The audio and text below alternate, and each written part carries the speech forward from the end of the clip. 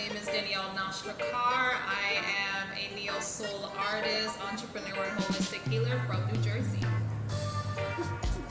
So today we made brown stew portobello mushrooms with dandelion and kale, with a side of Burro bananas, spelt dumplings, and plantain. I made it because that's what reminds me of home. Since transitioning to a more vegan Ital lifestyle, I just like making food that feels like home. What is Ital and what is like alkaline, and how does that, relate to the lifestyle that you're doing now? So Ital, to my awareness, is natural food. The word Ital comes from Rastafarianism. So basically it's the food of the earth. It's natural occurring, it's not processed. Versus alkaline, it's mostly subscribing to Dr. Sebi's lifestyle, which is, he has a nutritional guide that just breaks down different foods that are non-inflammatory, and please do your research on it, find out who Dr. Sebi is, and really look into Rastafarian lifestyle and Ital eating.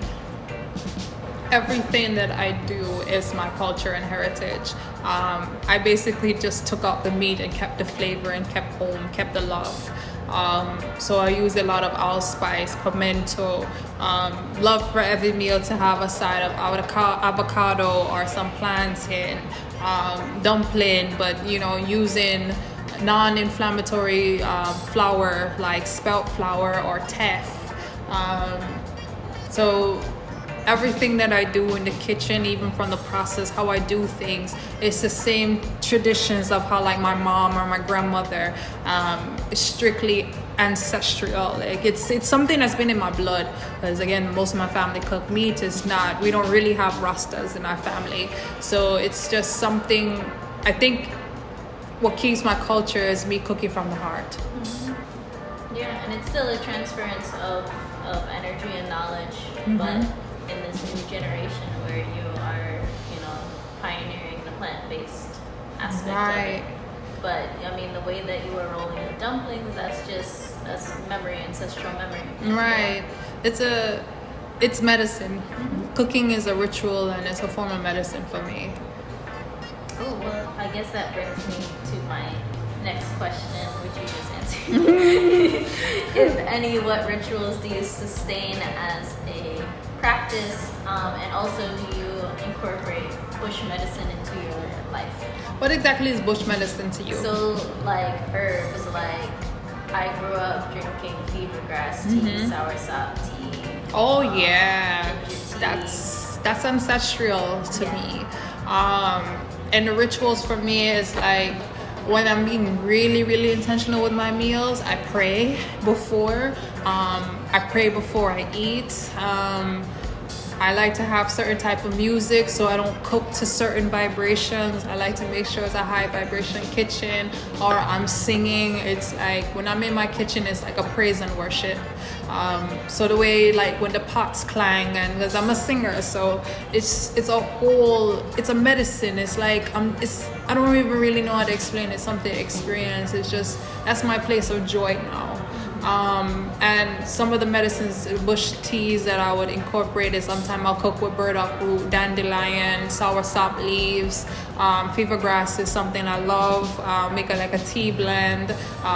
Or let's say if I'm making porridge, like I'll make those herbal teas first, use that water to then make the porridge. You season your water, yeah. It's seasoned and you bless your water. Everything, like even if I'm not speaking my affirmations into my food, I speak it from my heart based off how I stir. Like I'm intentionally stirring. I like to pay attention to the meal. That's why I cook on low to medium heat. I don't really cook on high heat. I want my food to take its time. Over here, the browning of the mushrooms. Yeah. Well, welcome to the Empress Kitchen Romantic Cafe. How I stay connected to my culture is through my singing, dancing, laughter, and really taking up some of the rituals and ideologies of Rastafarianism. when I started to learn more about Rasta, I found what love meant to me. And it's not from the religious aspect, but more so from the way of life.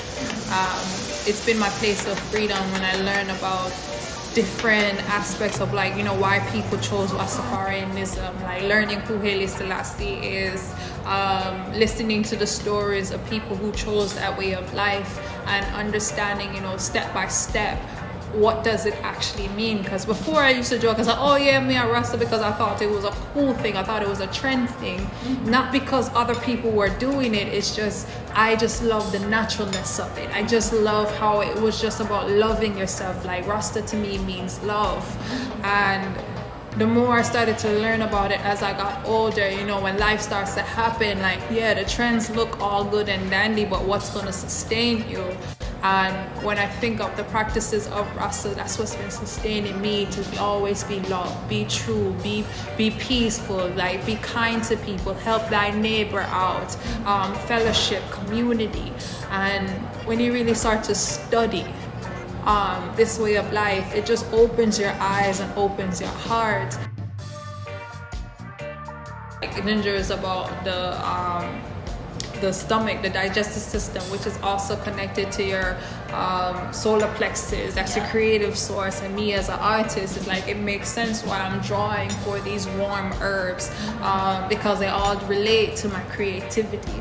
And like, finding pleasure now in the kitchen and creating that way, it has inspired me to, even in my music and the things that I do. I pray over every meal that I put into my body, because I want to make sure I'm clearing and neutralizing any energy that may not be for me, and speaking life for each bite to say, you know, thank you, God, for providing. Thank you, Mother Earth, for nurturing these ingredients so that it may be nourishing to my soul. A simple prayer and words and speaking life over your food can change any negativity, where you can affirm no weapon formed against you shall prosper. Nastrah Carr is the founder of Melanated Minds Coalition, or MMC Tribe, a lifestyle wellness agency creating experiences to prioritize personal well-being, offering mindfulness, body, and spirit workshop events and retreats.